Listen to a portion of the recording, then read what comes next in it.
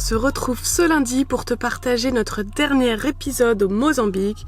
Il va y avoir des rencontres avec des Européens installés au Mozambique. Il va y avoir également toujours des paysages incroyables. Et on va en profiter pour te parler du kitesurf. C'est un sport qu'on a découvert nous il y a 4-5 ans. Depuis, on a réussi à en faire quelques fois, je crois 3 semaines au total, espacées à chaque fois de quelques années. Mais on est hyper contents parce que maintenant nous sommes totalement autonomes. Enfin surtout moi, je l'étais toujours pas parce qu'Anatole avait appris un petit peu avant moi. Et donc on va répondre à beaucoup de questions que vous nous avez confirmées et posées également sur Instagram quand je vous ai sollicité. Donc on va te présenter ce sport, notre retour d'expérience, à savoir le matériel nécessaire pour pratiquer ce sport, donc une présentation générale du kitesurf, ce sport extrême assez impressionnant, mais qui au final, tu vas le voir, s'apprend assez facilement sans avoir de conditions physiques particulières. Donc on va te présenter tout ça, tu vas le voir, les spots au Mozambique sont juste incroyables, donc les images sont forcément incroyables dans cette vidéo.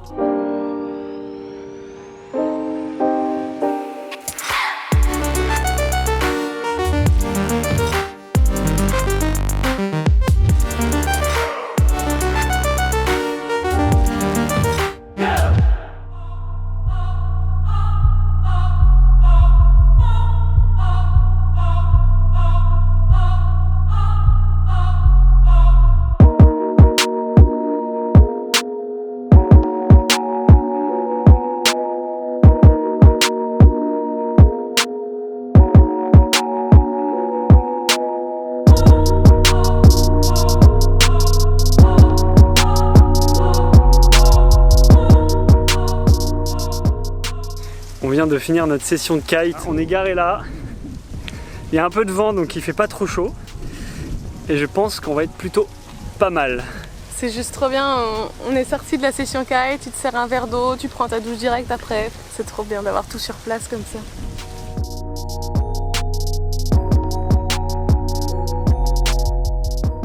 On est en train de faire chauffer un petit reste de lentilles, on est bien. Petit repas ultra simple, mais après une journée de kite et une vue comme ça, franchement ça vaut tous les restos du monde. Notre vie est simple, mais elle est parfaite.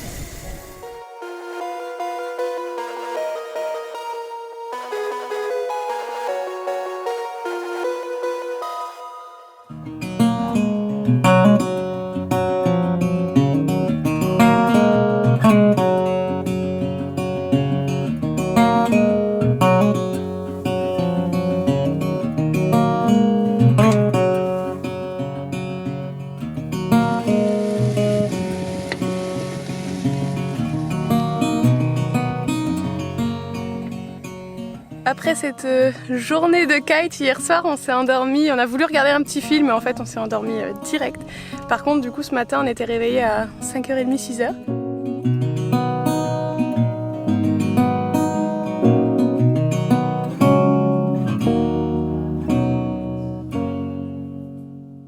Nos amis Sacha et Chris de l'école de kite reviennent pour nous apporter du matos, donc pour le louer cet après-midi. Et il n'y a pas d'autres clients cet après-midi, donc je les ai invités à partager une petite salade ce midi avec nous.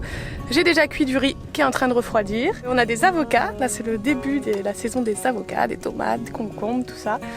J'avais acheté aussi une petite boîte de conserve de pois chiches, donc on va se faire un petit houmous. On va se mettre bien. On s'est tout de suite bien entendu avec ce couple parce qu'en fait c'est des overlanders aussi, ont traversé l'Afrique il y a 3 ans et puis après 1 an de voyage quand ils sont rentrés en Hollande, en fait leur vie d'avant ne leur convenait plus trop donc ils ont décidé de changer de vie et donc ils avaient une maison, je crois qu'ils ont vendu et ils ont décidé de s'installer ici pour monter leur école de kite.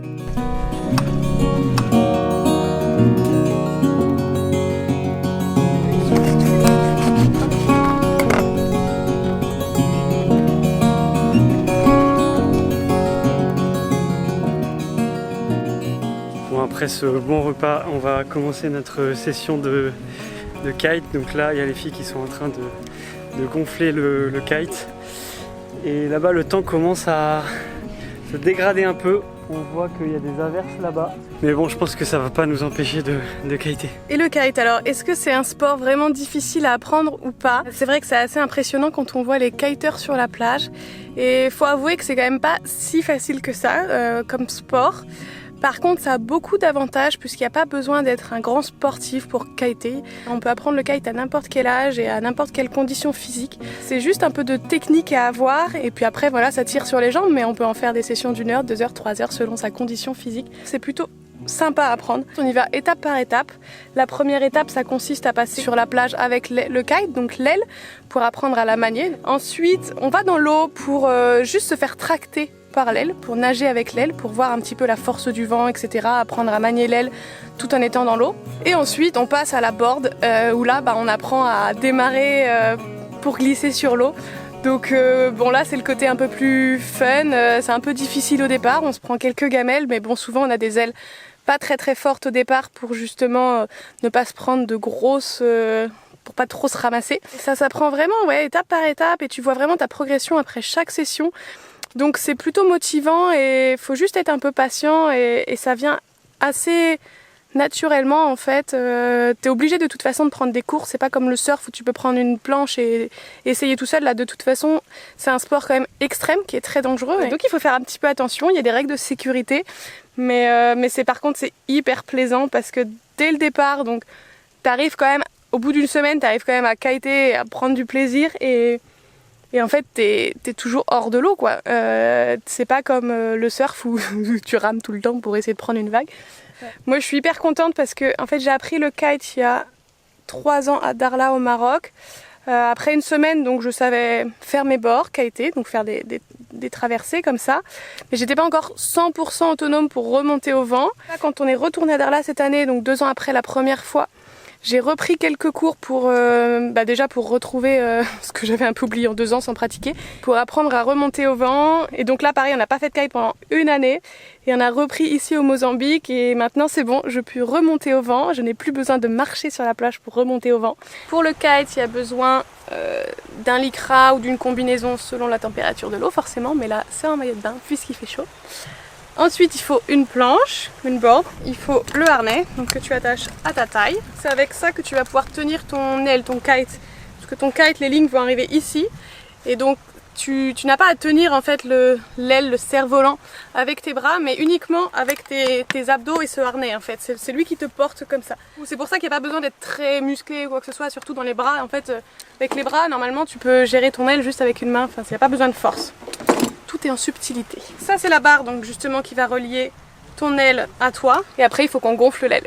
Bon il commence à pleuvoir, donc avec la pluie et les orages là-bas, le vent est complètement tombé.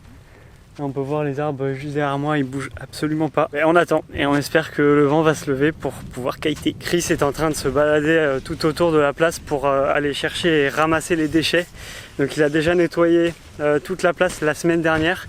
Il va partout autour, il ramasse tous les déchets et donc il vient souvent ici, il aime bien que la place soit clean, propre et en fait les locaux ils jettent tous leurs déchets partout, donc là c'est voilà ce que tu peux voir en seulement 1 semaine. Bon, le vent est de retour, donc ça y est, on va se préparer.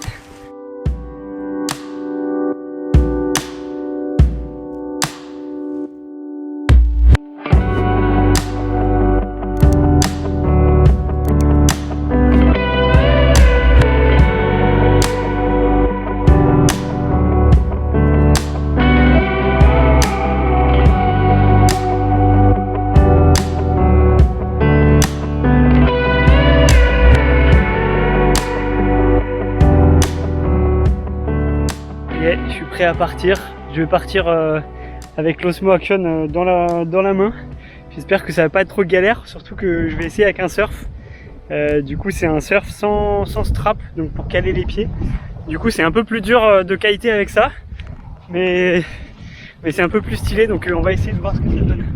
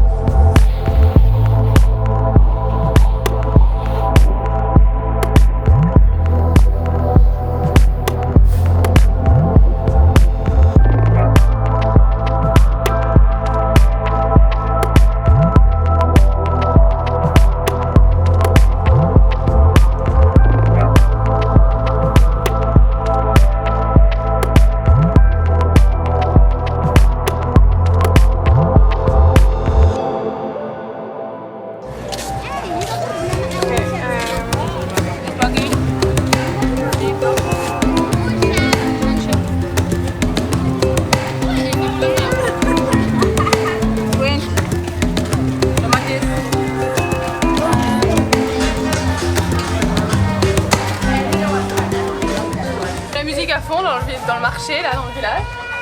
Et c'est trop drôle parce qu'au marché il y a toujours que des légumes et quand on veut des fruits en fait on les trouve pas au marché. C'est au bord des routes ou des mamas qui vendent juste les fruits comme ça en se déplaçant. Et c'est trop bizarre, je crois que c'est à peu près comme ça dans tous les pays d'Afrique quasiment, enfin forcément il y a des exceptions mais là par exemple on n'a pas pu trouver les avocats parce que pour eux c'est des fruits, bah forcément c'est dans les arbres, c'est un fruit en même temps. Et enfin voilà, il n'y avait aucun fruit. On achètera plus tard les fruits.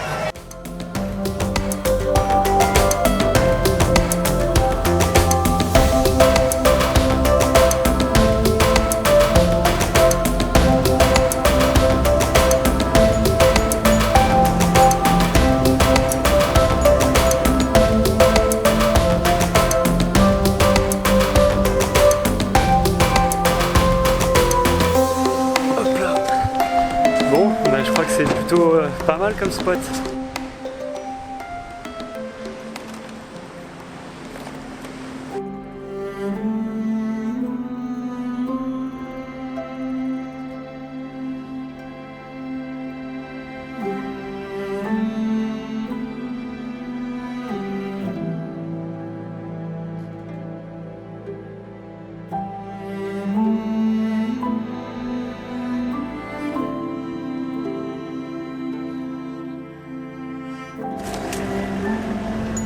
On continue notre route vers le sud à la rencontre de Guillaume, un Français qui envoie vraiment du lourd en kite et qui a créé son école ici. Anatole le connaît, alors on est vraiment content de le retrouver. Et on a de la chance, à peine arrivé, le vent est là et on saute dans l'eau.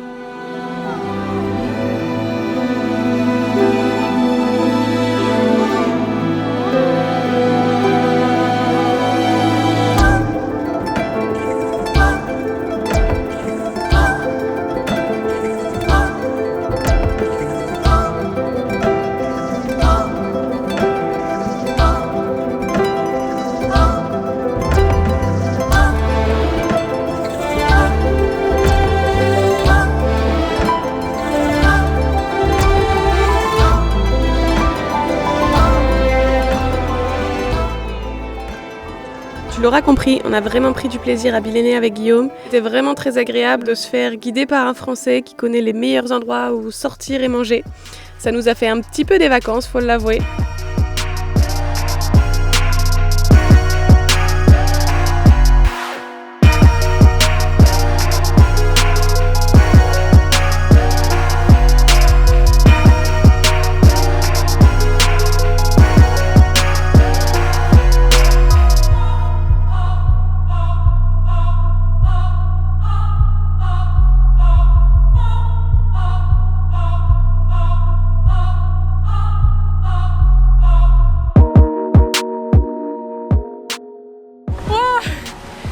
Notre visa se termine demain et là on finit la session au coucher du soleil. Je me suis régalée, j'étais toute seule sur l'eau là, je sais pas, on a kité au moins 4-5 heures aujourd'hui. C'était tellement bon, le spot est parfait, il n'y a pas un seul bateau, pas de baigneurs, personne sur l'eau. C'est juste incroyable, on a pied assez loin et tout, donc c'est hyper sécurisant. Pour apprendre c'est l'endroit idéal, pour faire du freestyle aussi, enfin un régal. Et là le ciel était juste à couper le souffle à la fin. Bon, le vent a commencé à tomber, je suis rentrée. C'est il fait nuit là quasiment. Moi j'ai fini juste une demi-heure avant, je me suis rhabillé mais on a vraiment fait une session de malade aujourd'hui. C'est notre dernier jour donc on a profité au max. Mais franchement là c'est un bonheur de kiter au coucher du soleil. C'est absolument magnifique. On se retrouve au Mozambique. Donc toi ça fait 2 ans que tu t'es installé ici, c'est ça, que tu as créé l'école? Ouais, c'est la 2e saison. On est installé sur cette lagune qui est assez extraordinaire puisqu'on a une zone débutante assez impeccable avec 1 mètre de profondeur sur presque 1 km², de l'eau bleue quand le soleil est en hauteur, là on ne le voit pas trop, du vent stable, pas de marée. C'est assez idéal pour donner des cours, assez idéal aussi pour le haut niveau puisqu'on a plusieurs spots complètement plats, des speed spots comme on les appelle. Et on a vraiment trouvé ce qu'on cherchait, un espèce de petit paradis perdu sur lequel on n'a personne pour le moment. Et puis on espère que ça va rester plus ou moins comme ça, pas devenir un spot saturé, histoire qu'on puisse en profiter comme on en a fait aujourd'hui. Et comment tu as trouvé cette petite pépite? On a fait un road trip au Mozambique, je pense que ça va vous rappeler quelque chose, vous en avez fait un peu plus que nous. On a regardé plusieurs spots et on en a découvert pas mal, on les propose en trip d'ailleurs, on l'organise. Pour nous, Bilène, c'est vraiment le meilleur compromis puisqu'on n'est pas trop loin de l'aéroport. Oui. Donc on est à 2 heures de l'aéroport, on organise tout, les transferts. Les gens n'ont qu'à arriver et on s'occupe de tout pour nous joindre dans ce petit paradis. Une longue journée de route nous attend pour quitter le pays en temps et en heure, direction l'Eswatini. Si tu n'as jamais entendu parler de ce tout petit pays, abonne-toi et active la cloche pour le découvrir avec nous lundi prochain. On a eu le droit à des sensations fortes face à cet hippo protégeant son territoire.